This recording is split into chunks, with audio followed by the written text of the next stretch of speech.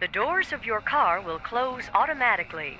Please keep your head and arms inside and remain seated at all times. And please, no smoking. Thank you.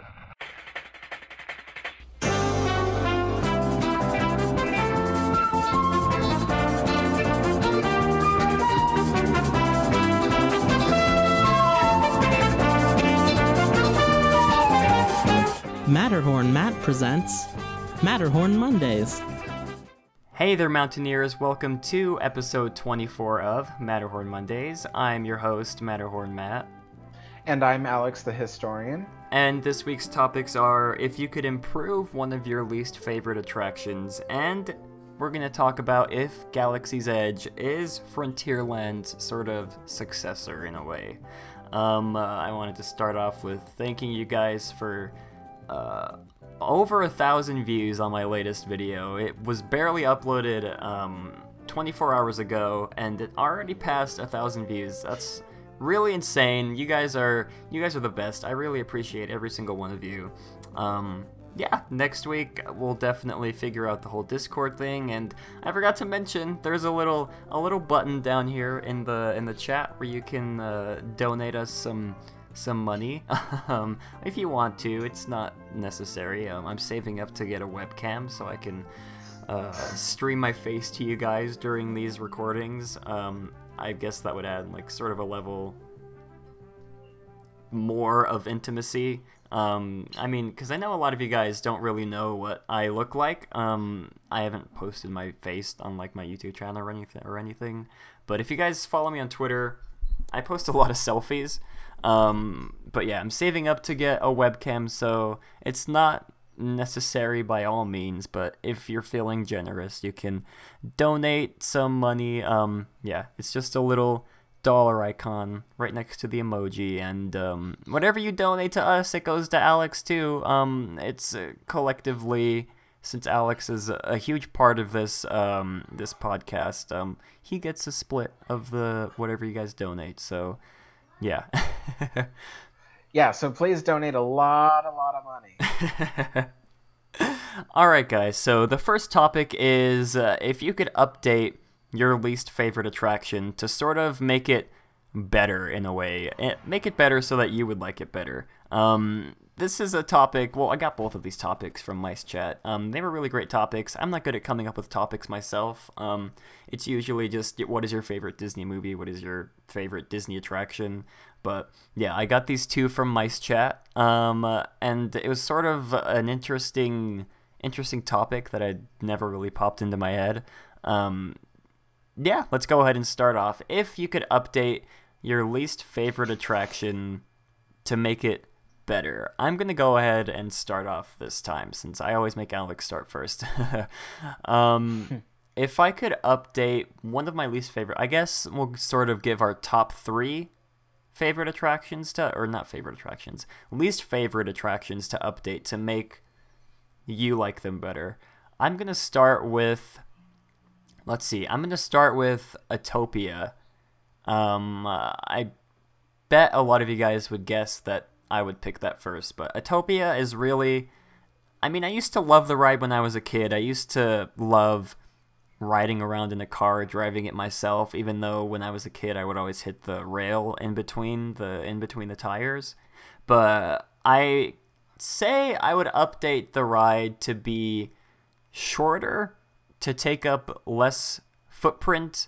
I would also, let's see, this is a tough one. I would also, this is kind of really throwing it out there, but I would really like to have, I guess, like bigger cars for adults to ride in, because the ride's not just for kids. I would like to have a car that would accommodate my 6'1" leg span, because with the cars that we have now, it's just really too small for me. I have to, like, I remember when I rode the ride when we went there last, I had to physically, what is the word where you have to like twist your body, like I don't Contort. Contort, that's the word. I had to physically contort my body to such a degree where it was not enjoyable for me. I think I had to have like one leg like propped up on the seat next to me, But yeah, other than that, I would make the cars. I mean, at least have like a couple cars for adults. I mean, there are some adults that like to ride with their kids, and then there's like the mom or the dad that gets left behind who has to drive by themselves. Maybe they could get a bigger car to accommodate them while like mom or dad is riding with little Timmy, and I'd say another big one for me that really makes this attraction not one of my favorites is like the scenery is not very exciting. It's just a bunch of trees, and occasionally you see the Honda robot. I don't even know what its name is, and the little bird. I think Osimo and the bird. Osimo, that's it. And his name is just the bird. His name is Bird. Yeah. Oh, okay. Yeah, it's not really much to look at. Oh man, this is tough because in the beginning I said to make it smaller so it takes up a smaller footprint. But I would really want to add like a huge waterfall. I feel like if you drove like underneath a waterfall, that would be really awesome. But then again, that might take up a lot of space, but I'm just going to say it anyways. They need to update the scenery. A huge part of this for me is also the queue. Thinking of it right now, there's not much they could do to like make the queue more exciting since it's so intertwined and it's on such a... I mean, there just isn't enough space to make a better queue. But in my mind, I can imagine... what if the queue is sort of like a car factory where they build cars? I feel like that would be kind of interesting than just standing outside in the hot sun and smelling the gasoline. But yeah, that's just one of my ideas that just came off the top of my head. And another idea would be to change the cars from gasoline to electric. That's really another one of the big things I want from this attraction that would make me like it better. It's better on the environment. It would be more in line with the theme of, quote, Tomorrowland, because electric cars are sort of where I guess the future's going. There's tons of electric cars out on the market today, and yeah. Those are my ideas to make Autopia better fit my needs, and maybe just make it an overall attraction. Maybe you guys might enjoy that too, hopefully. Alex, what is your attraction that you would update if you could make it any better? Well, my least favorite attraction at Disneyland would probably have to be Roger Rabbit's Cartoon Spin. And I was thinking about ways that might update it to make it more exciting, and I think that one of the things is I'd like to see some of their new projection technology inside the attraction, I suppose, and make the backgrounds kind of more cartoonish and movable, and have a lot of motion in the background. Because, I mean, when you watch the movie, they go into Toontown, and even the buildings have faces and move and stuff like that. And so I just kind of thought like it'd be kind of cool if they used their projection technology to make the backgrounds look like that, have tunes everywhere, and I don't know. I suppose that's all I can think of for that one attraction, because it's not so bad. I mean, I don't know. It'd be kind of cool to see like a more sophisticated animatronic of Roger Rabbit or something. That'd be kind of interesting. But otherwise, I suppose it would just be to make the attraction more exciting, more kinetic movement. But even then, I think the subject matter of the ride is what I don't like about it the most. I don't know. I don't know. That one's a tough one.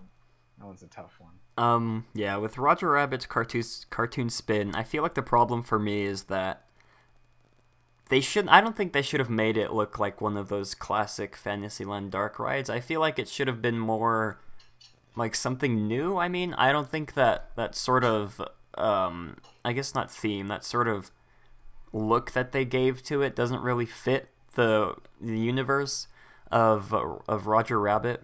Like Alex said, there's not a lot of movement in the ride. I mean, of course you can like spin your taxi cab around to see all around you, but it's just plywood. I'm not a fan of painted on plywood, especially in an attraction themed after Roger Rabbit. I mean, the movie Roger Rabbit, Who Framed Roger Rabbit, in the movie he's full of energy. He doesn't really stop moving, but in the ride he's just like, he's not really even an animatronic. He's just like a sculpted cartoon rabbit that only moves his hand or his head, and I don't think that fits his personality. Yeah, I'd agree with Alex for Roger Rabbit's cartoon spin. Yeah, I mean he's just a motionless sculpture, and it just doesn't. It kind of bothers me. Like that's one of the things I was saying about the ride was that everything in it looks so plastic and fake, and I don't know. I just kind of wish that the style of the ride wasn't like a classic Disneyland dark ride. It was something more, you know. Mm-hmm. Yeah. Let's see. My second, or I guess my number 2 attraction. Now, I don't necessarily hate this attraction. I don't necessarily dislike the attraction to like a huge extent. But my number 2 would be the Matterhorn bobsleds. Like I said, I have nothing against this ride. I love the ride, but then again, there are some things about the ride that I really, really, really dislike. One of them being the queue, how it just wraps around the mountain, especially when the wait times get over an hour and a half, sometimes 2 hours. It wraps around the queue. Not the queue, it wraps around the mountain, and it's not a very enjoyable queue like a lot of Disney queues are these days.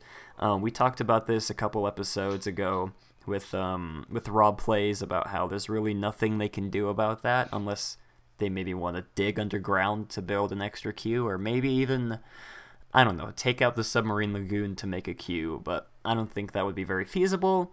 But for me, a way that they could improve on this attraction is to take out the submarine lagoon and have a sort of themed area there, or maybe they could even take out there's like a little area right in front of the attraction. Oh my gosh, I think it used to belong to the motorboat cruise. It's somewhere in that area where they could just demolish all of that and have a queue, like an extended queue that has actual theming and that doesn't just wrap around the mountain with chain link, whatever they're called. And another one, okay, I think a lot of these like sort of complaints are going to have to do with the fact that I'm really tall and that it can barely fit into the ride vehicles. But another one for me would be to fix the ride vehicles so that I can fit in them. I'm really not a fan of the I think it's 2 trains and 3 people per train, I'm pretty sure.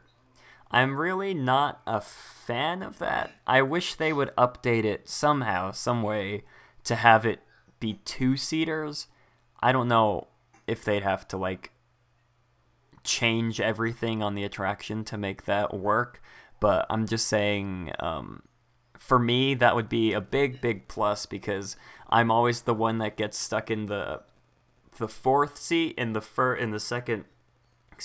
second toboggan, while the rest of my family is up in their own toboggan, taking up the first 3, and I just feel left out because there's 2 strangers behind me, and yeah, the seating in that attraction can really be improved, at least for me. A lot of you guys might think it's fine, but my number 3, I guess, complaint for this attraction is how bumpy the ride is. I know that's kind of been like the staple for this attraction. It's not too thrilling, but it's bumpy. I always come off of the attraction with back pains. My hips hurt, my legs hurt from scrunching them up to be able to fit in the seats. And I know that's just a design that's just how it is with the steel tube roller coaster. But I mean, if they wanna please me, they can make the ride smoother. But yeah, that would be another big thing for me. Would to make the ride experience as a whole smoother, more in line with probably like Space Mountain or Big Thunder Mountain. But like I said, that probably wouldn't be feasible to do at all. But yeah, those would be my ideas to sort of fix the Matterhorn bobsleds. Yeah, I would say that Matterhorn definitely has that horrible problem because even I try to fit in bobsleds and my knees and my shins get hurt from sitting down there, and then there's also the fact that okay, they used to be tandem seats where someone could sit in your lap and and so that way each bobsled could hold 4 people, and then 2 bobsleds were put together. So you had a total of 8 possible people on as a capacity of the ride. But as the years went on, people didn't want to sit in tandem with each other. I mean, you have like imagine going to ride Matterhorn with your best friend, and you have to have your best friend sit in your lap. That's not something that people wanted.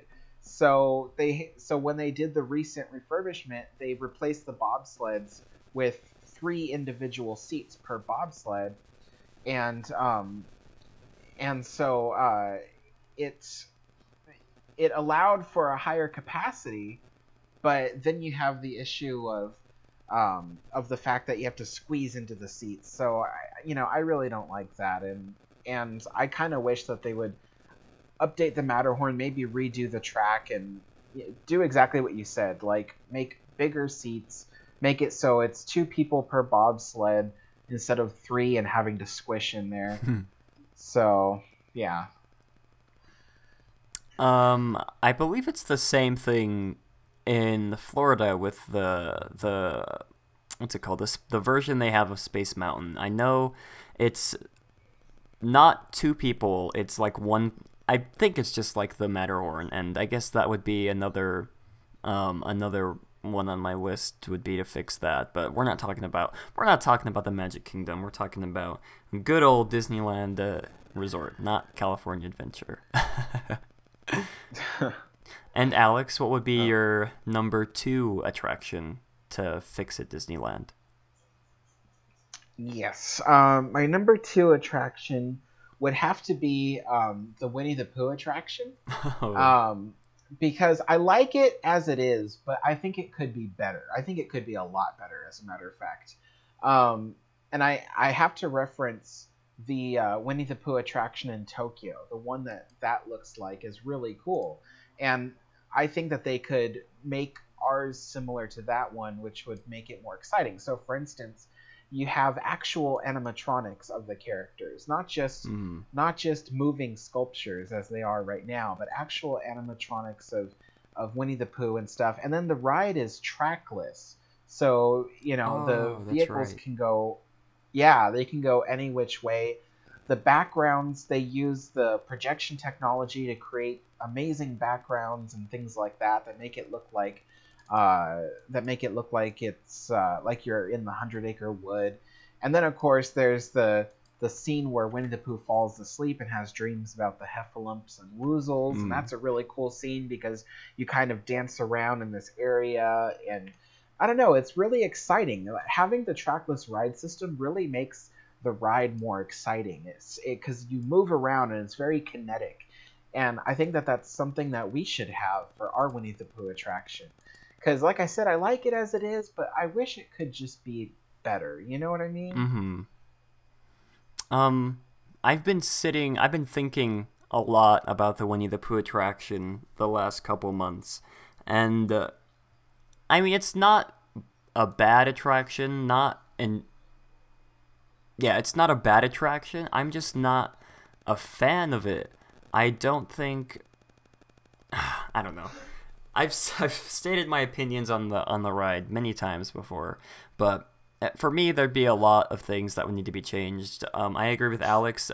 Trackless ride system would work loads better than the one we have now, and just overall, just better animatronics. You know, I don't want to see Winnie the Pooh just turning his head.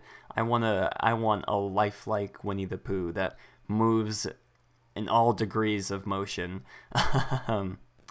Just kidding. But I believe, okay, my number 3. Let's see, my number 3 is kind of cheating because I'm choosing all of the Fantasyland dark rides. But I'm really only I'm really only changing one part of them, which is the queues. They're not my least favorite attractions, not by a long shot, but the queues for the attractions are definitely one of my least favorite parts of going to Disneyland, especially when the queue lines can get past above 3 hours like you see sometimes with Peter Pan. They need to do something about the queue space in these original Fantasyland dark rides. Not necessarily the ones that aren't as popular, because I know Pinocchio's Daring Journey does not. I don't think the line sticks out the queue and goes into the pathways, but I guess my main gripe would be with Peter Pan's Flight, because the queue extends out into the walkway and blocks a lot of space that could be used. Oh my gosh, excuse me. And and this is another one where it's like, what space do they have to use for extra queue? But I believe there is a sort of Christmas shop that's right next to the Winnie the Pooh or not the Winnie the Pooh. I still have Winnie the Pooh on my mind. Next to the Peter Pan attraction. Maybe if they close that down, because I mean, I'm sure there's people who's a fan of Christmas stuff, but I don't think it needs to be there, at least not year-round. I mean, I could be totally wrong. There could be a different shop there, but I feel like they could take that completely out, replace it with an extended queue for the Peter Pan attraction, and then all my worries would be thrown out the window, because I could finally get on the attraction, stand in the 3-hour wait, but at least it'll be air conditioned. So this isn't really I guess a gripe against all the dark rides in Fantasyland, just Peter Pan in general. Swagford95 says Peter Pan needs to be updated to have an Omni-Mover system, and I agree with that 100%. I think that our Peter Pan needs to be updated to have an Omni-Mover system like the one, I think, in Tokyo, I think it is. They have a Peter Pan that's on an Omni-Mover system, so it's constantly moving. Mm-hmm. And I think that that's what we need too. I mean, you can do it. You can do an Omni-Mover system with the pirate ships that hanging off the ceiling like that. You can do it, and that's what we need, because we need something that's constantly moving and can handle the crowds that attraction has. I mean, mm-hmm. it's so badly in need of it. And I don't understand why that attraction is so popular. I mean, I love Peter Pan as much as the next guy, but I wouldn't really stand in a 3-hour wait to get on the ride. You guys know what I mean? I mean, of course it's a must-do every time we go. I don't skip it like we skip Storybook Land canal boats or whatever it's called. It's a must-do for our trips, but I just don't understand why it's as popular as it is.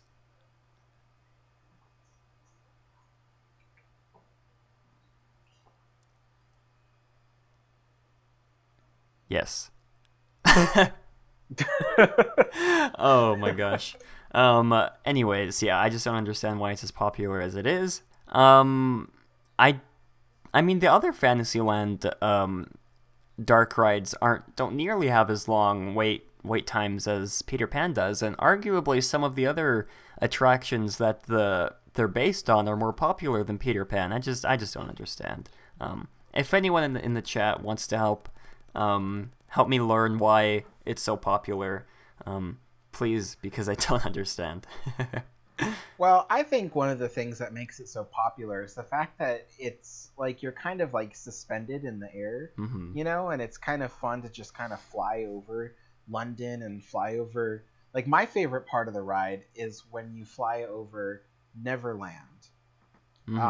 So that's one of my favorite things. And then of course, I don't know, I like the whole like thing as it goes down and it goes like that. I really love it. I really love that. But yeah, that's a good point. Yeah, but I totally think that they could use the little Christmas shop next to it. They should just take that out and then use that as part of the queue space. So that way people have a place to, you know, to walk around, maybe have some theming in there, that kind of thing. Yeah, they could theme it to like the bedroom, or I don't even know. I'm not an Imagineer. Alex, what is your number 3 attraction that you would update? Okay, my number 3 attraction is not even in Disneyland. It's in California Adventure, and it's the Monsters Inc. attraction. Oh, okay. That's an attraction I would really like to love, but unfortunately, it's just so boring that I feel like, because I really want a Monsters Inc. attraction. It's one of my favorite Pixar movies, and I think that it'd be really great. But the problem is it's so boring. It has nothing, like, it follows a very abbreviated storyline of the movie, but the animatronics aren't really animatronics. They sway or they shake or something like that, but they don't actually move or anything like that. Teo Boy says the Monsters Inc. shooting gallery ride looks fun. That looks, yeah, I've heard of that. The Monsters Inc. shooting gallery ride. They could do something interactive with our Monsters Inc. And I think that would be really cool. So, like they have that, it's, you hold a flashlight, and I think it's in Tokyo, and you light the flashlight on certain things. Like I don't know what it is. I forget off the top of my head, so I'm not gonna assume I know it. But they use flashlights in the ride, and you're supposed to use your flashlight to illuminate things, and you are part of the ride in that way. And I think we should have that. Plus, we should also have animatronics that are actual moving animatronics. You know, when Sully talks, you should be able to see his mouth open and stuff like that. You know, I'm tired of going through Monsters Inc. and then just seeing like the Mike Wazowski character just kind of swaying back and forth. It just doesn't. Yeah. Oh, the name is Monsters Inc. Ride and Go Seek. Oh, yeah, that's what we should have here. But Disney doesn't do that for some reason. They give all the really good rides to Tokyo. That's true. I remember a rumor a while back of there being like a roller coaster themed after the door scene where Sully and Mike are trying to find Boo's door. I haven't seen the movie in a while, but I've been on the ride in years. I think I actually like blocked out the memories of those rides from my mind for some reason, because the only thing I recall is getting into a taxi cab, and on the taxi cab there's like a screen of like a news reporter, and he's like announcing that there's a kid on the loose or whatever. And then I remember just going through the ride, and I don't remember anything else. Yeah, so that's one of, if I block certain rides out from my memory on purpose because I just don't want to remember them, I think that should warrant it needing an update. Because it's really just like a hodgepodge remake. Not really a remake. They just used the scraps of what was left over from Superstar Limo, which was the taxi cab, and they tried to fit that into, they tried to theme that around Monsters Inc. And for me, it doesn't work at all. It should, I mean, the Monsters Inc. Ride and Go Seek, as Teo Boy said, that sounds like an awesome idea. Disney needs to step up their game when it comes to having these boring wannabe dark rides in California Adventure and have more innovative things, like the Incredicoaster, guys. I'm just kidding. I mean, if anything, like, update Monsters Inc., but even I thought about it, it'd be kind of cool if that area where Monsters Inc. was, that whole area would be like redone to look like Paris or something like that, and they have a Ratatouille ride there. I'd accept that. Yeah. Of course, I wouldn't want the Ratatouille ride to be entirely projection based like the one in France is, but something like it. Yeah, or even oh my gosh. They could even just retheme that entire area to like Monstropolis or something and maybe have like 2 rides. I don't know. um Yeah. Well, they were talking about having a Monsters Inc. themed roller coaster in that corner. mhm. And then they stopped talking about it, and now we haven't heard anything yet. Like, they were supposed to use the building that had the Muppet Vision, and it was supposed to be part of that building too, and it was supposed to be a roller coaster, and that would have been really fun. Yeah, like out of all the things to theme a roller coaster after, the Monsters Inc. roller coaster, I'm assuming they would theme it after like I said, after the scene where Sully and Mike and Boo are riding on all the doors in the door factory thingamabob. That would be one of the most appropriate things to theme a roller coaster after. In the movie, they're riding down these doors, and it's literally like a roller coaster for them, and I feel like that would make a really I'm just repeating myself now, but I feel like that would be a really awesome themed roller coaster that I would really, really want to get on. Teo Boy said an inverted coaster. That would be perfect. That would be perfect for this kind of attraction. Yeah. That'd be really exciting, I think. Just something new, something to replace that area or something. Mm-hmm. Or at least, like I said, at the very least, just redoing Monsters Inc. to be a little bit better and a little bit more interactive, because interactive rides is where it's going right now, you know? Yeah, and Swagford95 says, most likely it will be a part of Marvel Land, so maybe in the future we won't have to worry about them retheming Monsters Inc. because it'll just be a Spider-Man they'll just coaster. get rid of it. Oh boy. Oh god. Moving on to our next topic is Star Wars Galaxy's Edge, the successor to Frontierland. Now, I saw this on my chat as well. I feel like it's a really interesting topic. Again, I don't think we've ever mentioned it or anything before. But let's see. Frontierland was conceived in the 1950s because during that time, Westerns were, I guess you could say Westerns back then were how superhero movies are today. And I guess that sort of goes the same with Star Wars movies, but that's really what we're getting at. Frontierland was conceived in the heyday of Western movies and TV shows with Davy Crockett, and that's the only Western TV show I know. And Star Wars Galaxy's Edge is born in, I guess you could call it the heyday of Star Wars movies. We're getting a Star Wars movie every year, maybe even 2 in the future, but this is, like I said, a really interesting topic that I don't think we've talked about, and that I'm really excited to talk about because I'm sure we both have a lot to say, and you guys too have a lot to say about this topic. So Alex, what are your thoughts on whether Galaxy's Edge is Frontierland's successor?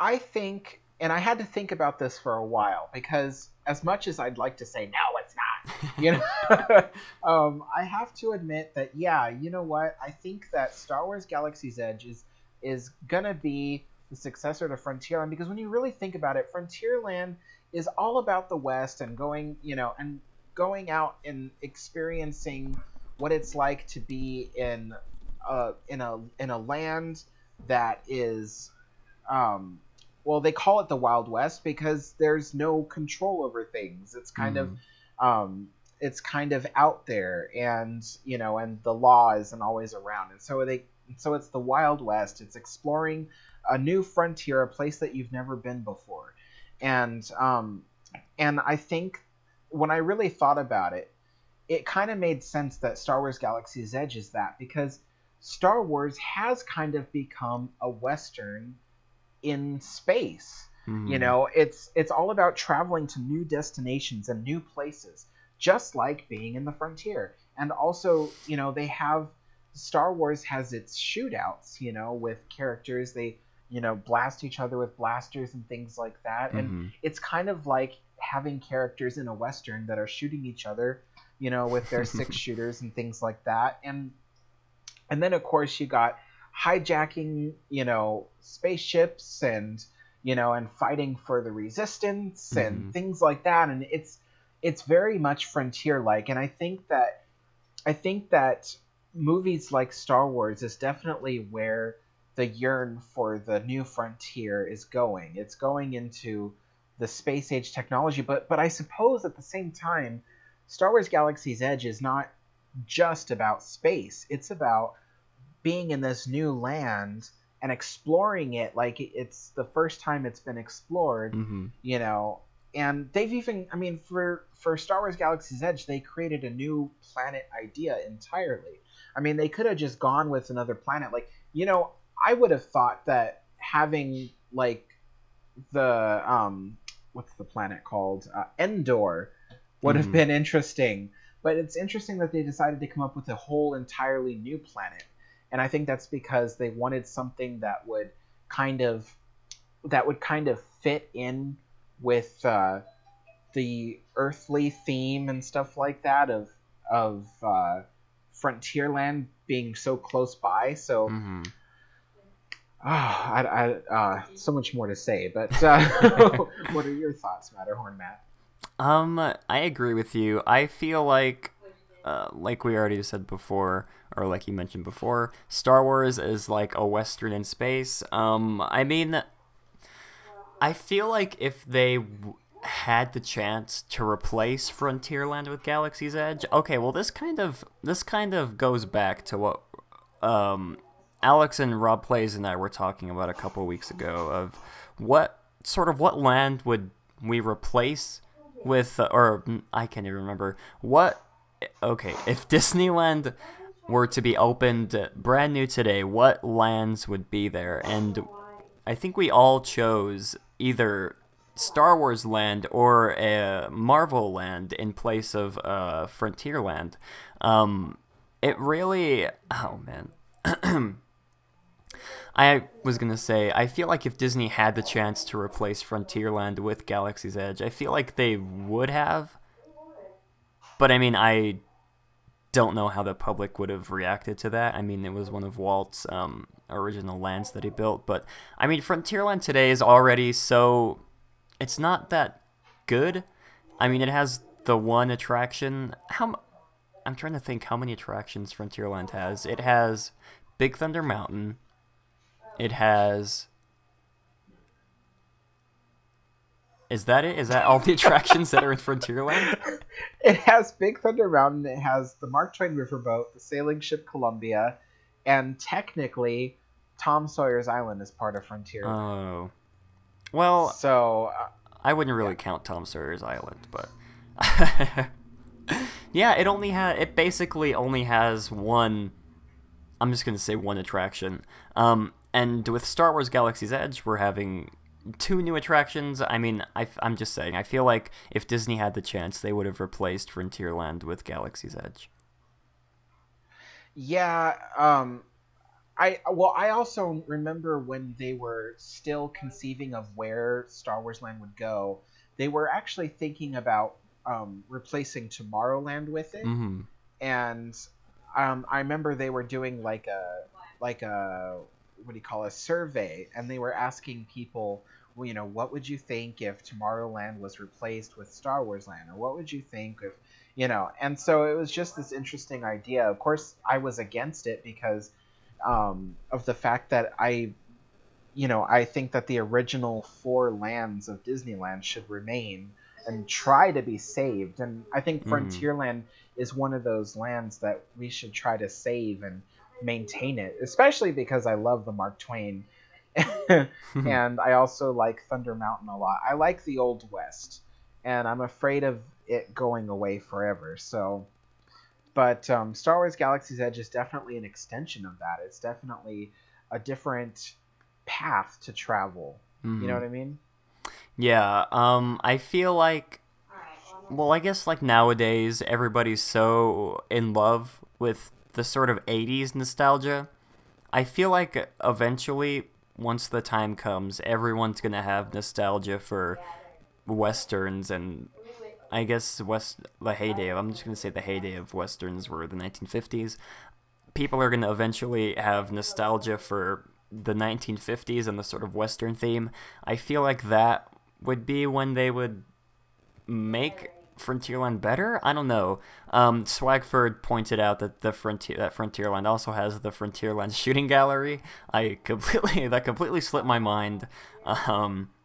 But yeah, I'll say 2 attractions Frontierland has. But yeah, I feel like, I mean, who's to say that the cantina they're building in Galaxy's Edge would just be sort of a modern day Golden Horseshoe, with live performers and the whole works. I mean, it could happen. Oh, totally.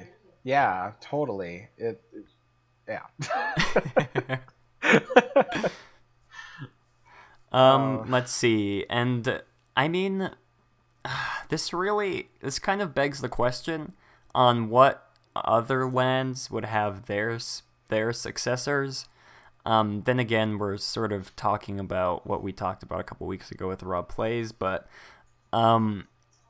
I feel like, I don't know. I mean, the Galaxy's Edge, okay, not necessarily Galaxy's Edge. I think Star Wars would have been a good fit for Tomorrowland.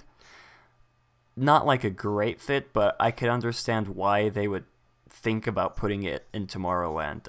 I also remember the rumors of retheming Tomorrowland with Star Wars, and at the time I was against it, but I can see how they could sort of tweak everything to make it fit. I'm sure some of you guys are going to be thinking, but it's a galaxy far, far away, a long time ago in a galaxy far, far away, not a long time in the future in a galaxy far, far away. But yeah, I feel like I wouldn't be angry if they replaced Tomorrowland with some sort of Star Wars theme. I'm not saying it would be full-fledged Galaxy's Edge. I'm just saying some sort of maybe smaller Star Wars overlay. Yeah. See, that's where my opinion differs, because I would want to preserve the original 4 lands. Tomorrowland, there's still a chance to save it. There's still an opportunity to keep it as like a futuristic spaceport or something, and I like the idea of the original 4 lands where basically a bunch of ideas come together to make up the land, where you have Indiana Jones and the Jungle Cruise and Tarzan's Treehouse making up Adventureland.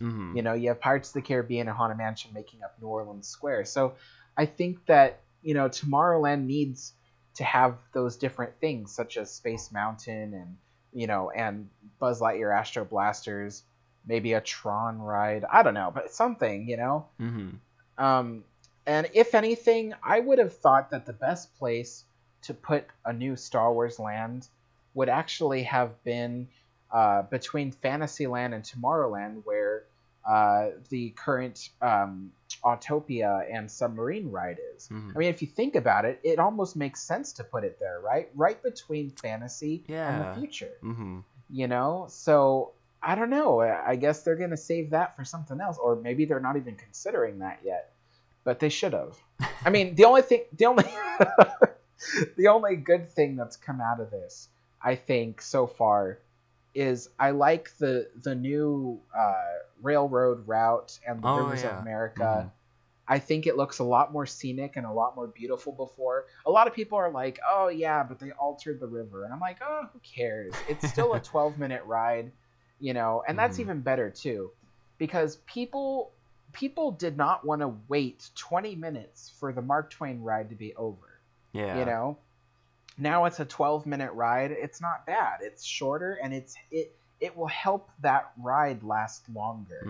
And so I think that Star Wars Galaxy's Edge moving in there has helped with beautifying the park more, and for shortening the longer rides that would probably not last as long. I mean, honestly, I think that the Columbia and the Mark Twain in the future, had nothing happened, eventually the length of those rides would have caught up to them and would have been their demise.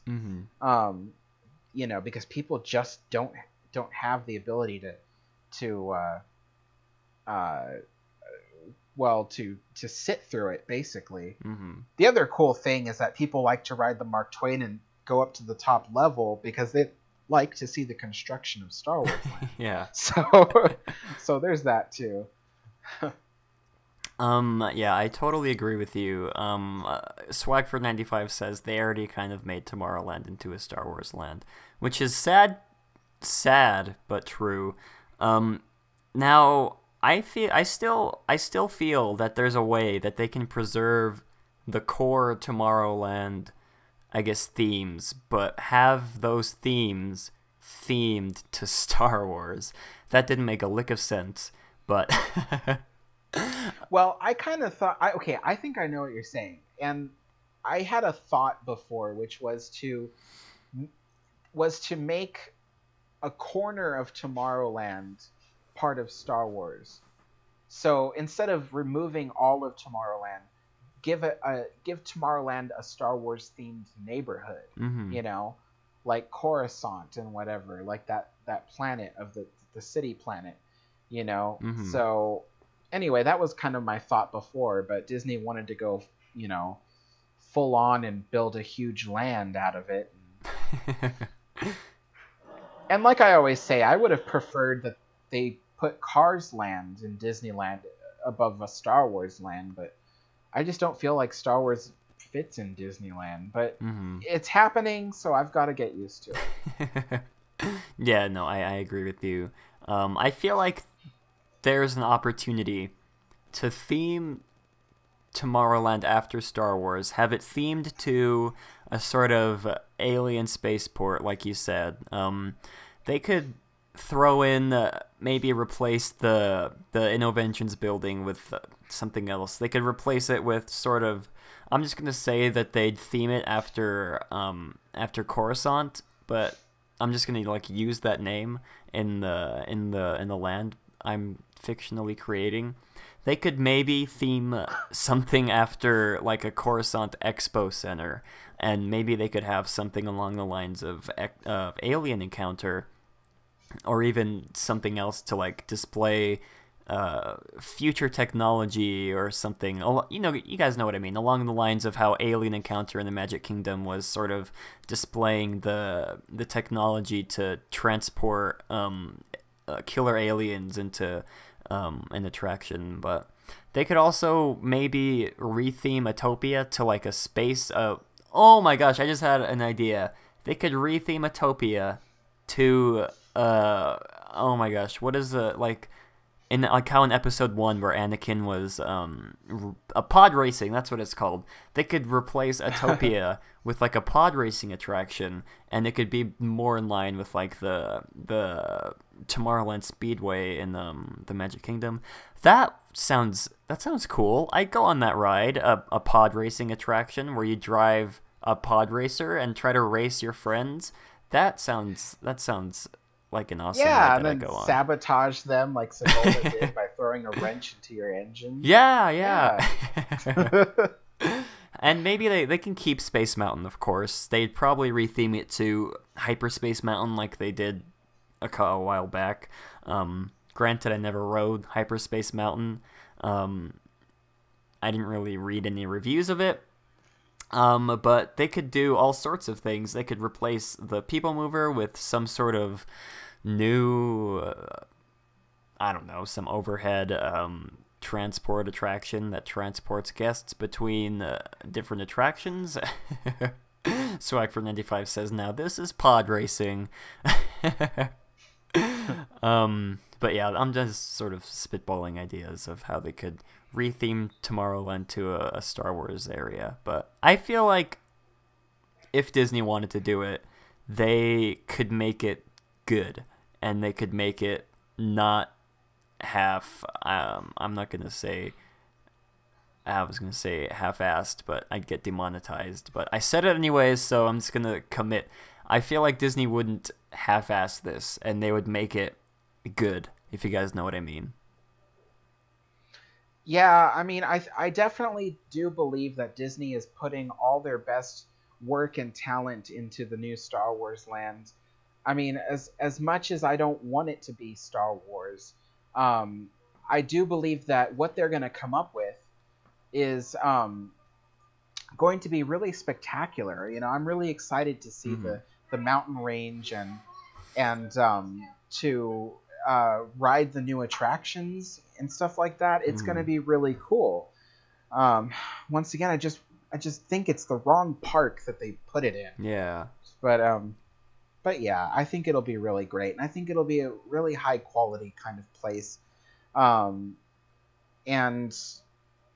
I mean, I wish that they would use the land a bit better instead of making this big expansive land. Make it something that has layers to it.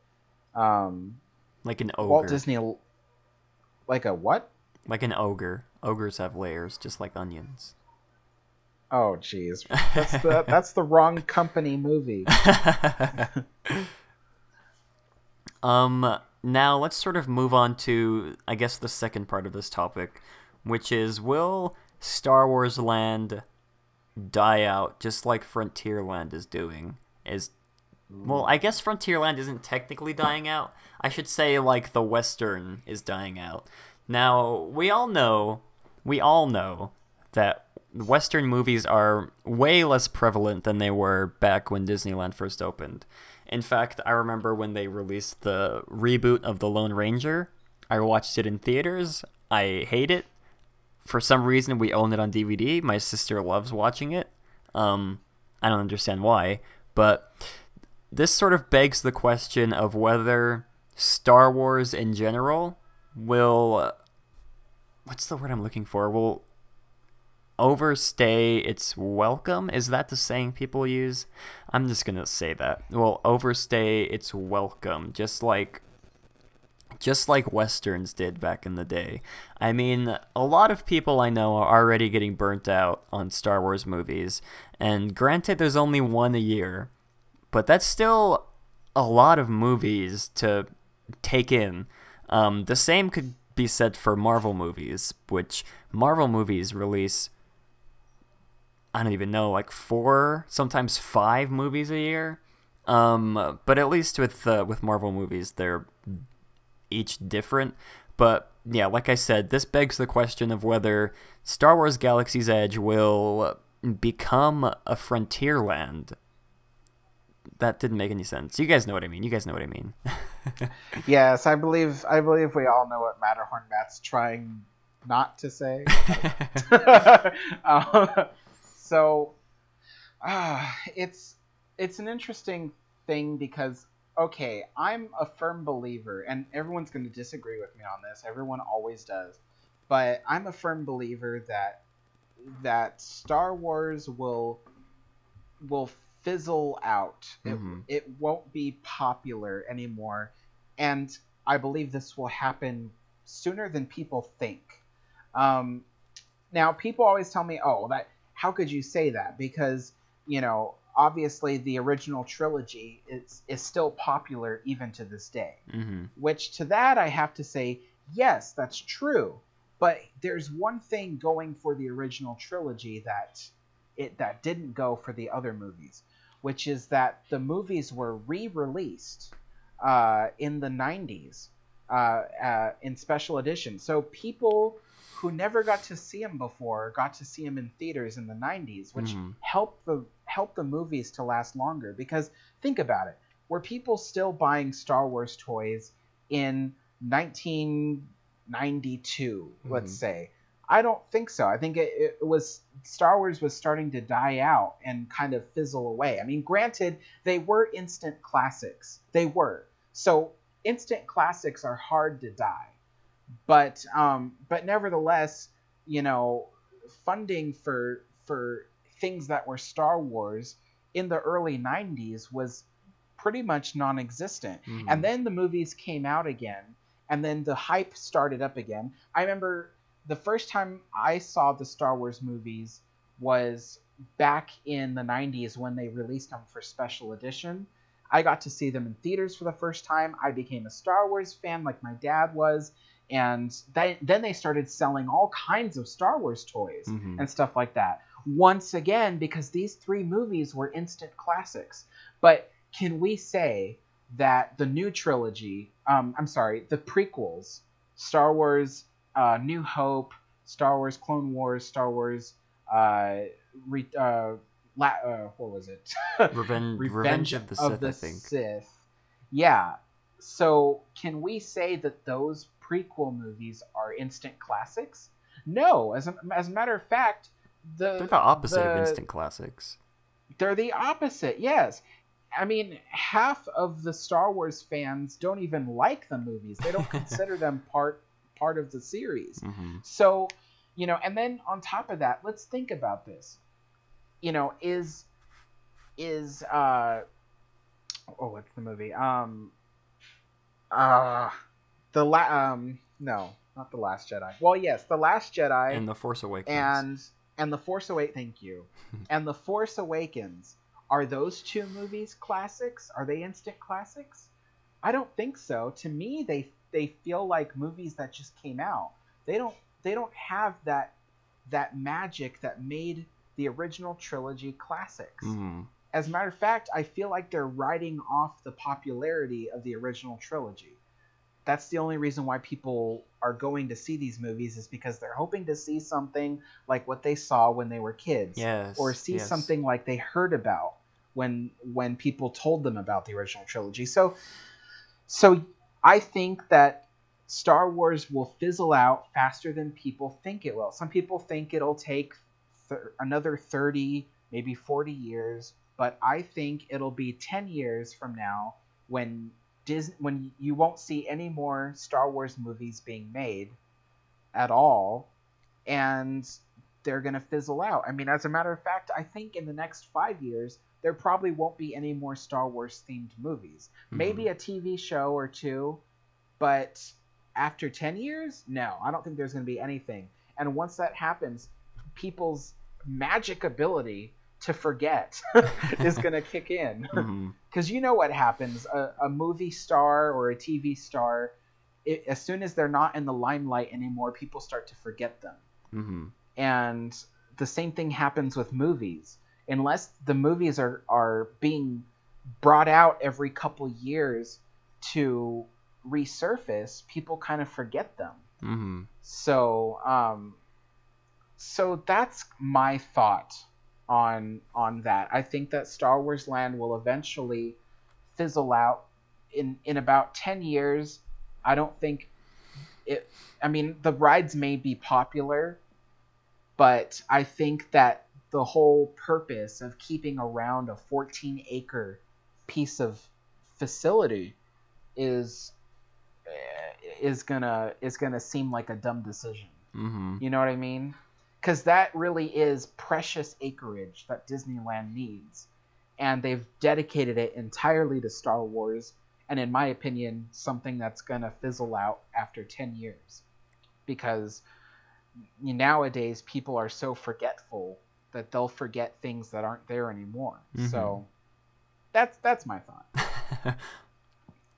Now, let's see. What can I say that you haven't already said?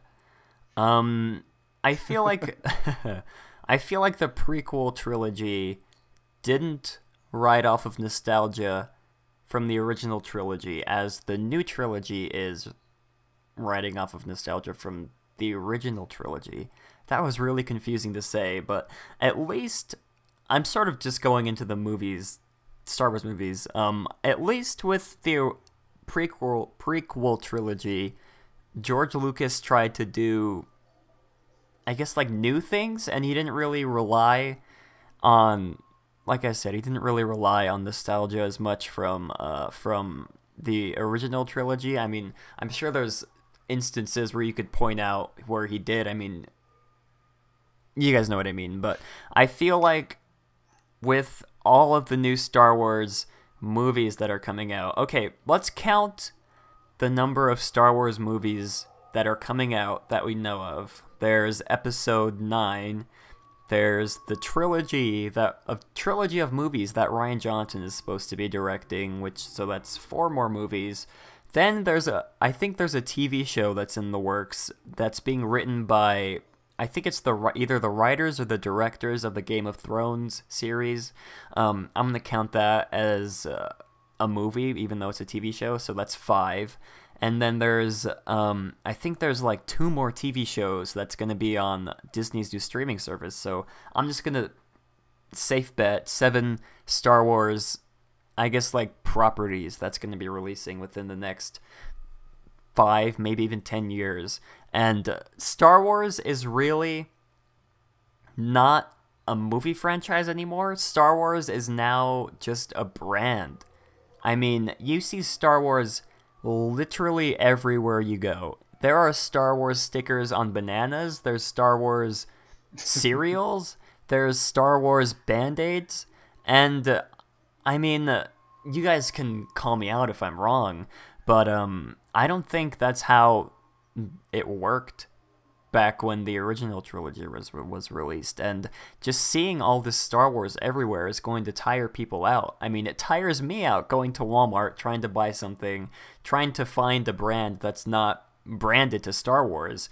And with the newer movies that are released, I feel like, okay, I'm going to sort of give my opinion on The Force Awakens.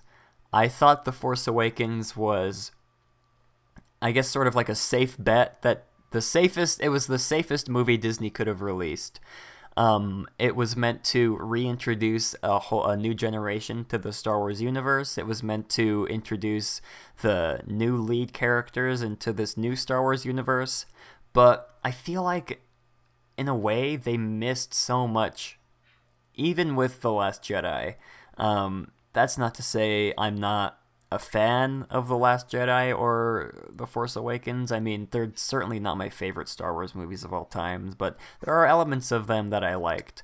I feel like I'm just sort of ranting about the movies now, but I feel like when it comes to The Force Awakens, I do not like J.J. Abrams as a director because he introduced so many things that he purposefully set up to be, what's the word I'm looking for? Sort of like mysteries, like Rey's parents. He made a huge deal about who Rey's parents are in The Force Awakens, and let's see, another one would be Rey finding the lightsaber with Maz Kanata, and she's like, oh, that's a story for a different time. And then another would be the Knights of Ren. I feel like I remember seeing a video of how, or not really video, I remember seeing somewhere where someone said that JJ never intended to sort of, what am I trying to say? Never intended to explain what those were. And that kind of really bothered me. But now I'm just full on ranting about the movies. But I feel like Star Wars, I agree with Alex. I don't think it'll take that long. I feel like it'll be 15. Well, now that I think about it, 10 years is a long time. I'd say 10 to 15 years is when people will start to get sick of Star Wars. I mean, the new movies don't have the magic that Star Wars is. I mean, I saw a quote somewhere, something along the lines of, when Star Wars first came out, every other movie tried to be like Star Wars. But now with the new trilogy and just the new movies in general, Star Wars is trying to be like a lot of other movies instead of trying to be what it is, which is Star Wars. A lot of you guys can say, oh my gosh, the Solo trailer looks awesome. The Solo trailer. Oh, I can't wait to see Solo. I can't wait to see it either. I'm not sure if it's going to be good or not, but I don't think, I don't know. Just these unnecessary movies we don't need, like Rogue One. Was not a fan of Rogue One. It was boring as heck. Granted, the last 30, maybe 25 minutes I enjoyed, which is when like the action really picked up. But I really hoping Disney hits the nail on the head with Solo, or else I feel like Solo might be the breaking point when it comes to the movies that are outside of the sort of Skywalker family trilogy. I don't know. That's just my rant. Yeah. I mean, people who tell me, I mean, people have been telling me, well, you know, it's kind of like, it's kind of like Harry Potter. You know, Harry Mm-hmm. Potter became a classic, and now everybody wants to see it, and they haven't made Harry Potter movies in a while now, and people are still going to Harry Potter Land. Well, that's true, but then again, Harry Potter has lovable characters, Mm-hmm. has characters that you care about, and and that's why the movies, the Harry Potter movies, all of them are classics now. They're new, they're brand new. Well, they're considered new classics because they're not that old yet. Mm-hmm. But that's why, because you care about the characters. Now let me ask those fans something, the Star Wars fans. Let me ask them something, which is, do you care about Rey or Flynn as much as you care about Luke Skywalker or Leia or even Chewbacca? Mm-hmm. You know, do you care about BB-8 as much as you care about C-3PO or R2-D2? You know, all these brand new characters that they're introducing in Star Wars movies, they're not lovable. They're not memorable. Certainly not memorable. What have they done that makes them memorable? You know, I mean, who's more memorable than Darth Vader? You know, Mm-hmm. Darth Vader does some amazing things. He's an amazing character. You know, but Kylo Ren, he's not even a good lightsaber fighter. He's kind of a loser in you know, in general. And so anyway, that's the thing I have to say is these new Star Wars movies are not classics. They're not something that you love. And Swagford95 says that he cares more about BB-8 than C-3PO. All right, well then you're one of the few people that does. But nevertheless, I still have to say, are these characters as lovable as the characters in Harry Potter? I don't think so. I think people care a lot more about Harry Potter characters than they care about the brand new Star Wars characters. Mm-hmm. So that's why I think Harry Potter Land will probably last a bit longer. Granted, I still think that Harry Potter's Land's days are still numbered, but probably it'll take another 10 or 15 years before Harry Potter Land stops being popular at all. But even Cars Land, the last Cars movie just came out. What was it? Last year? Mm-hmm. Was it Cars 3? Last year. So give it another couple years. Give it like 5 years, and Cars Land will seem kind of outdated. It won't seem unpopular because the ride itself will still be popular. But it'll feel outdated. It'll feel like, what? This movie came out so long ago. Uh-huh. You know what I mean? So that's how I feel about it. I guess sort of the other side of the argument is that the attractions will keep the guests coming into the lands. Like you said with Cars Land, people will still keep going to Radiator Springs Racers because it's an awesome attraction. But like you said, they're going to think that in 15, 20 years, the land is going to seem outdated. And that could be the same for Galaxy's Edge. We don't know what the attractions are going to be, if they're going to be good or not. I mean, of course they're going to be good, but who knows what kind of, I don't know what the word is. Who knows how long guests will enjoy these attractions to keep coming to them. Right. I'm sorry. I have one more example to give, which is, if you're still not convinced, people, that Star Wars will fizzle out or feel outdated, think about it this way. You've gone on the original Star Tours with Captain Rex, right? And it's a classic. It's a classic Disney ride. Mm-hmm. But when you rode it, back in, let's say the last time you rode it, which for me was in 2011 when they got rid of it. That's the last time I rode it. I felt that I was riding a dated ride. It felt old. And why was that? Well, because the original trilogy came out in the 80s. So it felt like a very old ride. Mm-hmm. And that's what Star Wars Land will feel like in the next 10 years. 10 years from now, it'll feel like, wow, those movies came out so long ago. Like, this is no longer relevant anymore. And that's what it'll feel like. So granted, even less so because of the fact that like I said, the new Star Wars movies aren't classics. So they're not going to feel, they're not going to feel even nearly as interesting 10 years from now. Mm-hmm. Anyway, yeah. So, and Swagford95 says, but Alex the Fedora, Cars is the best-selling property from Pixar from a merchandise standpoint. That's true, but why is that? Well, because the last it's easy Cars to manufacture cars and put faces on them. Kids like that. Well, that too, but also because the last Cars movie to come out came out last year. Just wait a couple years from now, when there's no more Cars movies coming out, the merchandise will stop selling. It'll happen. Mm-hmm. So, yeah. No, they'll find a way to continue on the Cars franchise. It'll be like submarines, underwater talking submarines or something. Like they already did the thing with planes. Now the next logical step is to take it underwater with submarines. But let's see. One of the main... I feel like a big part of the reason that these Star Wars movies are doing so well is because of nostalgia for the original trilogy. Now, granted, Disneyland, a lot of Disneyland is based, or I guess like built upon nostalgia for your childhood, seeing Peter Pan when you were a child, or you know what I mean, like, yeah. But, I mean, imagine if the newer Star Wars movies were released, but didn't have anything to do with Star Wars.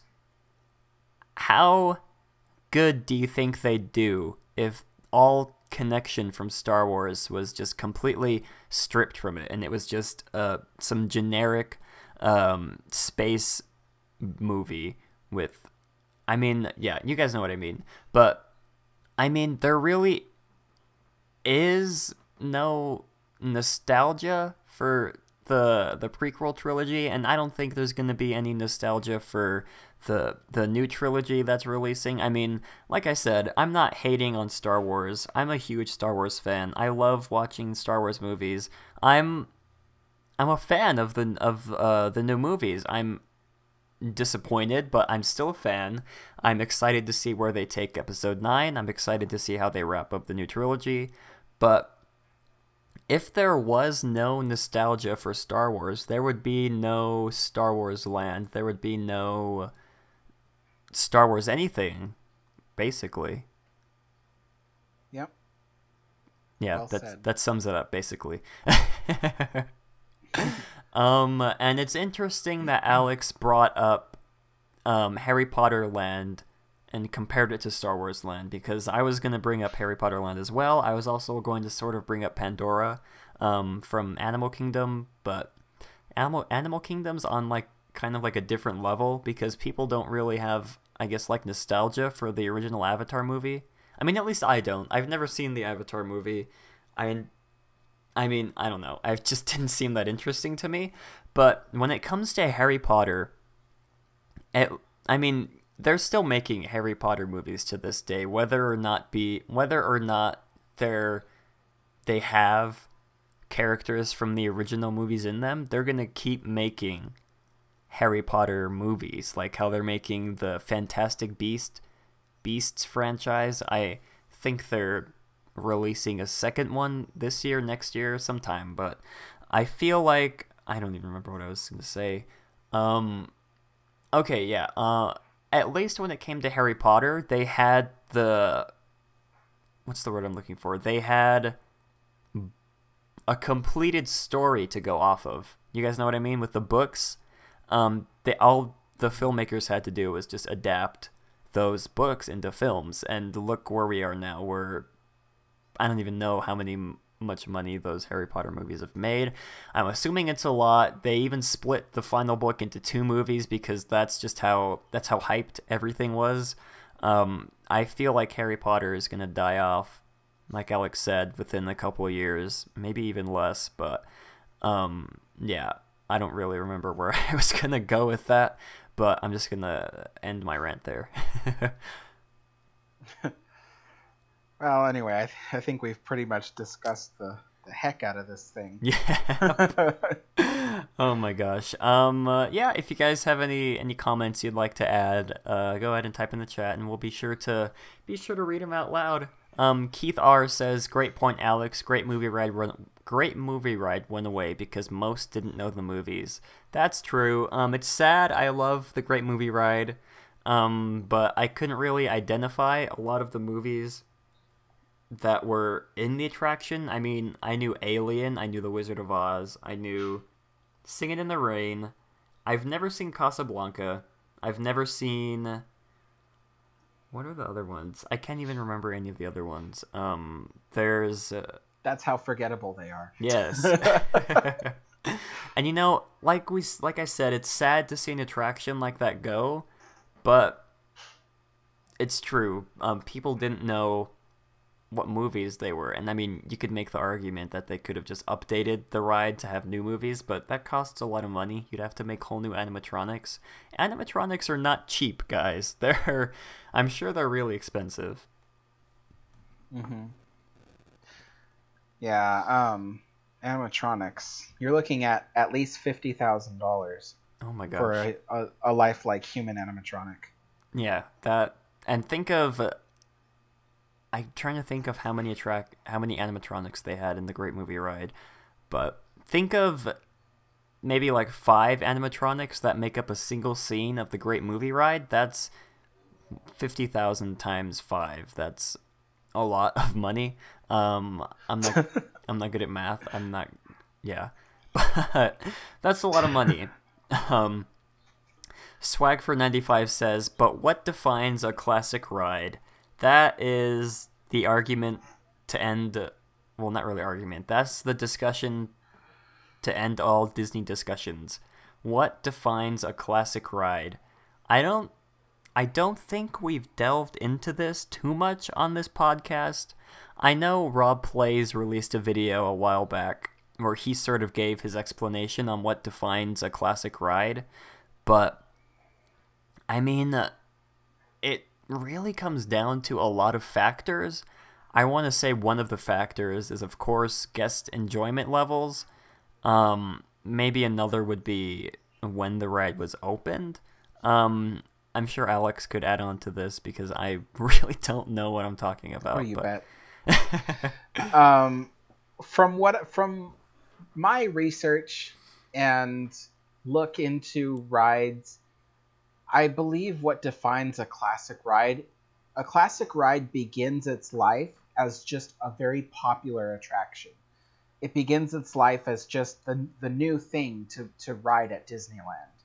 And then what happens is, after the newness of the ride fades away, it becomes one of those must-sees, those rides that you can't skip when you go to Disneyland.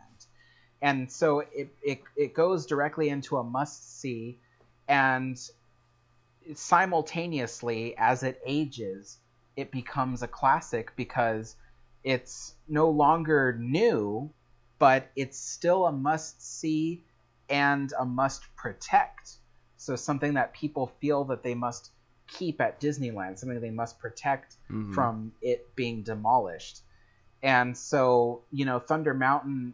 Haunted Mansion started out as just a very popular ride when it came out. Everybody loved the special effects, and they loved the tour of the haunted house and everything. And then it became a must-see after a couple of years, and it never lost that must-see feel to it. And everyone to this day, they go, "Oh, if you go to Disneyland, ride Haunted Mansion." Mm-hmm. So that's, in my opinion, I believe that's what makes a classic. And Star Tours was one of those attractions, the original Star Tours. Even after the popularity of the movie started to fade, and even after the new feeling of the attraction being brand new went away and it started becoming an old attraction, people never stopped riding it. It became one of those rides that you must go on before you leave the park.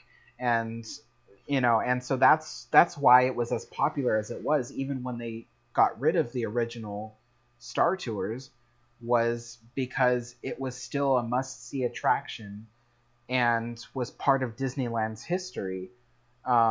Especially after being there for so long, a ride becomes part of Disneyland's history. Mm-hmm. So, yeah, in my opinion, that's what makes a classic ride.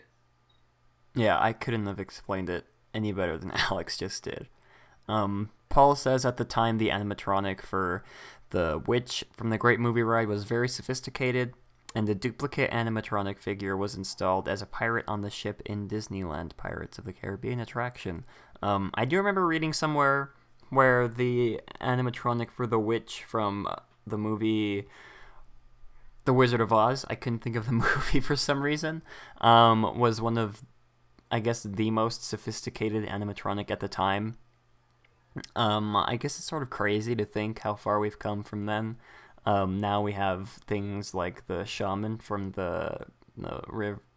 What is that ride called from the Pandora? The Navi River Journey. That's it. Yeah. Yeah, it's crazy to see how far we've come from the not the Great Witch, from the witch from the Great Movie Ride, all the way to the I just completely forgot again. But you guys know what I mean. Swag for 95 says, but Fedora Man, would Great Moments be considered one, even though everyone skips it? I read sleeps through it. Which is could also be applied to your sentence, but okay, this question was directed to Alex, so I'm gonna let him answer it. Thanks. Okay, so Great Moments with Mr. Lincoln is a beautiful example of a classic that has died. And I know that sounds weird. It's like, what? It was considered a classic at one point, because it started off its life as a popular attraction, then it moved into a must-see, and then now the only reason why it's still in Disneyland is because it's been in Disneyland for so long. And so it's part of Disneyland's history.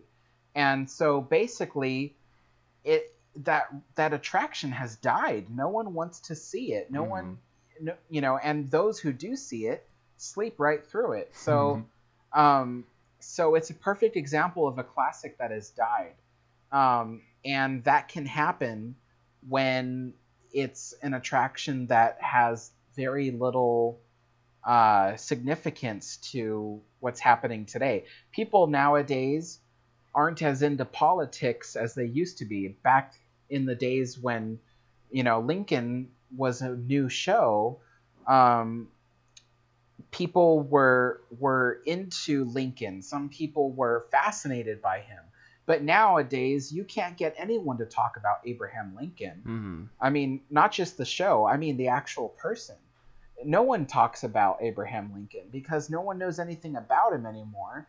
Because the best you could do is in elementary school, do a little essay about him. But I mean, that's the extent. No one's interested in politics anymore, and no one's interested in the achievements of Abraham Lincoln. And so his show at Disneyland no longer is relevant today. And so it's a show that I love Great Moments with Mr. Lincoln, and I think it's such a well put together show, but I think that its time has come, and it should be replaced with something. So they should replace it with sort of the same, well, I guess not the same. They should replace it with like the legacy of Walt Disney. Maybe have like a Walt animatronic and have like a narrator go through all of his achievements that he's made. I feel like that would be a better fit than the Abraham Lincoln. It's interesting though, and I agree with you, but what's interesting is in guest relations at Disneyland, we used to say that there were things that were taboo. And one of the things that was taboo, for instance, was was creating a Walt Disney animatronic. Oh. Because, I mean, and this sounds crazy to people who probably never considered this before, but Walt to the company is like God. Mm-hmm. The company still considers him an untouchable character in Disney's history, and so, for instance, every Disney character in Disneyland, pretty much every character has a signature of their own. Mm-hmm. And even Walt Disney had a signature that he used to sign for people. But even when we gave out photographs of Walt Disney, old photographs, we would give them out. No one was allowed to sign Walt Disney's name. Huh. That was a taboo. It was forbidden. And so people like me, who were called helping hands, we were people who passed on the knowledge of signature doing.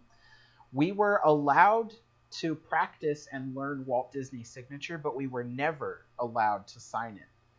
And so there was that, and stuff like that. So some of the taboo things included having a Walt Disney animatronic. They felt that impersonating Walt Disney was taboo. Yeah, I guess I see where they're coming from. But I mean, they sort of already did impersonate him in the movie Saving Mr. Banks with Tom Hanks. I mean, Tom Hanks did a great job as Walt Disney, by the way, in that movie. I don't know if you guys have seen it. It's a really great movie. But yeah, I can see where they're coming from. I'm sure, I don't know, I'm just saying this for me. I'd still like to see, well, maybe they wouldn't even need an animatronic of him. They could just have like a Walt's Legacy attraction replace Great Moments with Mr. Lincoln, and just have like Morgan Freeman narrate it or something, and just completely skip the Walt animatronic. Maybe they could have like a Mickey animatronic narrate it. I don't know. I think that would be the most popular part of the attraction, is listening to Morgan Freeman talk. Yeah, because kids these days, they don't care about history of anything. I mean, unless they have to for their history class or whatever. But yeah, that's just something I'd like to see. Maybe introduce a lot of people to become interested in Walt's history, and they'd go home when they get home from Disneyland and look into more of his things, and then they'd become even more interested, and then maybe they'd make a YouTube channel expressing all of their history-knowing ideas. I don't know. Paul says, oh, Alex. I've been reading too many comments. It's Alex's turn. Oh, okay. I was going to say, Amy Lockman says, why did they teach it to you if you were not allowed to use it? She's referring to Walt Disney's signature. They didn't teach it to us. We just happened to have a copy of Walt Disney's signature in the signature book, but it was not taught to us. It was in the book, and you were allowed to copy it if you wanted to learn how to sign like Walt, but no, you were never allowed to use it. Let me see. You were going to read Paul M. Newitt's comment, right? Mm-hmm. So was it the one about Benny the Cab? Yeah. Okay, so Paul M. Newitt says, Benny the Cab is a great example of a movie-related attraction can have a short life of a few years. How many kids under 10 know who Benny or Roger really is? That's what I've been saying. I've been saying that all this time, that the only people that really like Roger Rabbit's cartoon spin is people who were old enough to remember the movie, mm-hmm. or people who at least have seen the movie and really love it. But kids nowadays have no idea who Benny the Cab is, or Roger Rabbit, or even why they matter. So yeah. Yeah, I feel like we've already passed that phase of that attraction's life of people, I guess, remembering of what the original source material from it was. Yeah, it's only a matter of time till it's out the window. Let's see. Paul says again, sadly, the idea of a generic attraction, Haunted Mansion, Pirates and Horizons, Journey Through Imagination, is dead at Walt Disney Imagineering for the sake of today's media society. Yes.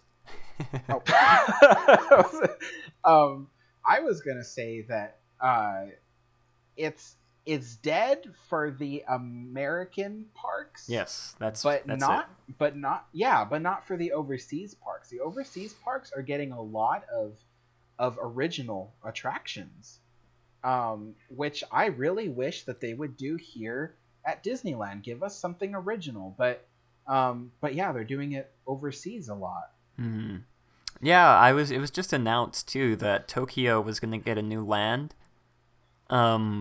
I think it's called Tokyo Disney Sky, or that might just be like the rumor. So it'd be like Tokyo Disneyland, Tokyo Disney Sea, and then Tokyo Disney Sky. I wish we could have that kind of thinking put into California Adventure here, but we don't have that privilege. What if they had Abraham Lincoln narrate a Walt's Legacy attraction? They just kept the animatronic. Abraham Lincoln, the most famous president of all, narrating a ride about Walt Disney. Oh gosh. That'd be funny. Swagford says if you can't use the animatronic of Mr. Disney, just use the ones of Monsters Inc. figures. They don't move.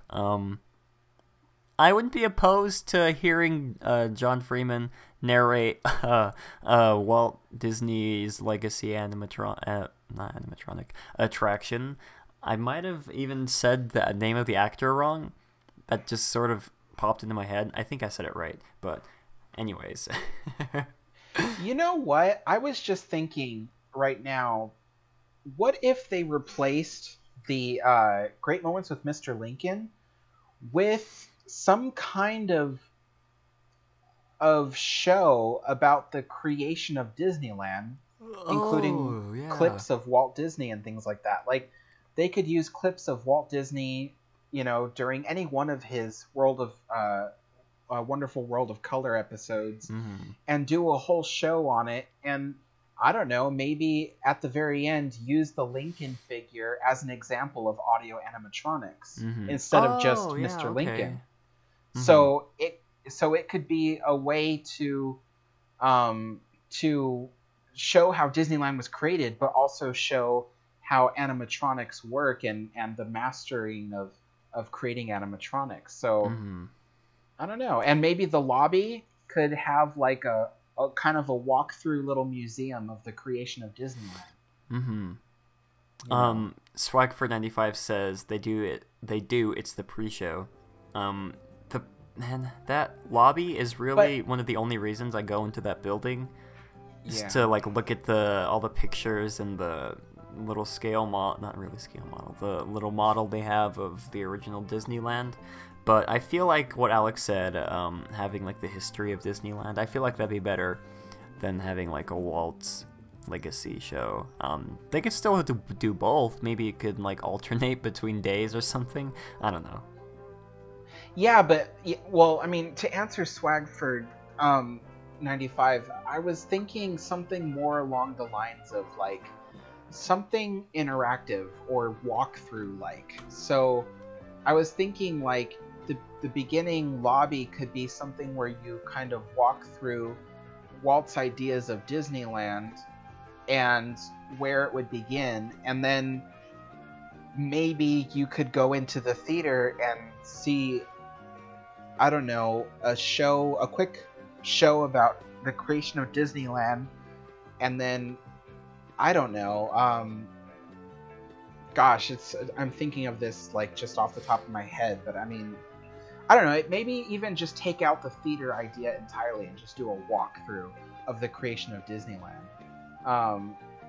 And Abby says Walt Disney Museum does a great job with the building of Disneyland, and definitely has a little area with how Lincoln was created and why, and that's a gallery, but I could use Walt Disney Imagineering, use that as inspiration. Yeah, exactly. Like, just like what the Walt Disney Family History Museum does, which, for those of you who've never been there, they have a really cool exhibit part of the of the whole museum is an exhibit about the time in Walt's life when he was constructing Disneyland and things like that. And it's really cool the way that they did it. So, yeah, that's kind of what I thought. Swag for 95 says, "What the show with Steve Martin in the lobby?" I think that show was made for like the 50th anniversary, so it's almost like 10 years old. I haven't seen it in a while. Yeah, more than 10 years. It's old. It's outdated. They need to update that show. I mean, I love Steve Martin. They should keep him for the next one they do. But yeah, Smoke Train says, "Just a random question. Why do you think the People Mover was removed from the Disneyland Tomorrowland and not in Walt Disney World?" Well, shameless plug for my recent video that I released. If you want to know all about why the People Mover was removed and what it was replaced by, go check out my latest video on the Rocket Rods, my latest Historyland episode. It tells the history of why the People Mover was removed and what it was replaced by. I said that already. I'm just repeating myself, but I guess segue to advertising. Yeah. But I guess to just sum it up, Disney, it was just old. Disney wanted another thrill ride in the park, or not in the park, in the land, and they did a horrible job at implementing it. And now they've ruined it for the rest of us, because now nothing can never be used on those tracks again. And if you want to know why nothing can be used on those tracks again, go watch my latest Historyland episode on the Rocket Rods. And if you want to know why the ones in Magic Kingdom Park were never removed, it's because, well, they don't remove anything in Magic Kingdom Park. Yeah. Once they build it, it stays there even if no one goes to see it. So everything stays in Magic Kingdom Park. They never destroy anything. Let's see. But yeah, Smoke Train, you can just watch my video and you'll be answered. And you can even, I think Alex has a video somewhere on his channel about the history of those attractions. Check out both of our videos if you want. Paul says, "Side note, I had a small part helping David Mumford and Bruce Gordon with their Disneyland The Nickel Tour book. Still miss them both." I don't think I've ever read that book, but Alex might have read that book. I have read that book. That is a really cool book. And he also says, "Sure wish Timekeeper and Magic Journeys would come to Disneyland." Timekeeper is one of those attractions that worked when it was opened, but nowadays I don't think it would be nearly as popular as it was back then. It's one of those original ideas not based on any IP attractions that people these days are craving so much, but I don't think it would do as well these days, especially in Disneyland.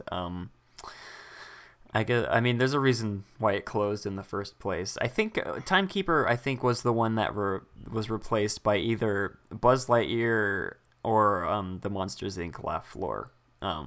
But yeah, there's a reason why it closed down. I mean, hopefully we get to see new ideas like that in the future, but it's, yeah.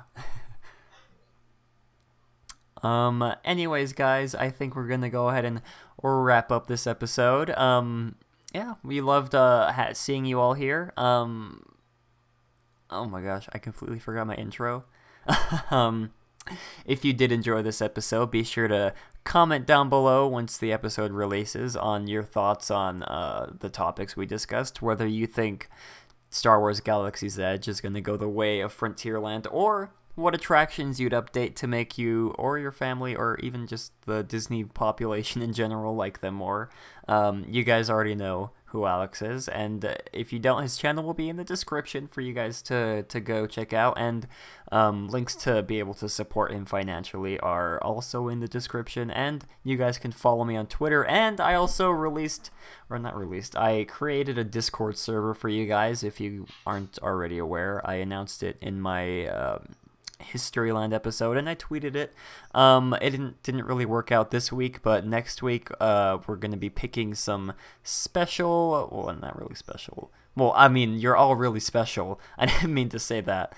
But we're going to be picking a few select members from the Discord to be able to join us in the live taping of Matterhorn Mondays.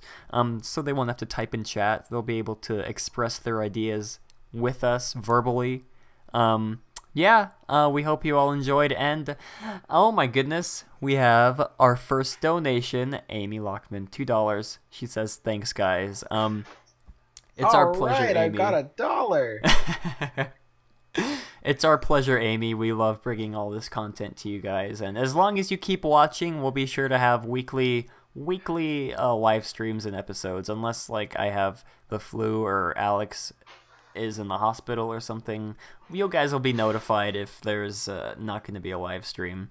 But yeah, guys, we hope you all enjoyed, and have a great big beautiful tomorrow. All right.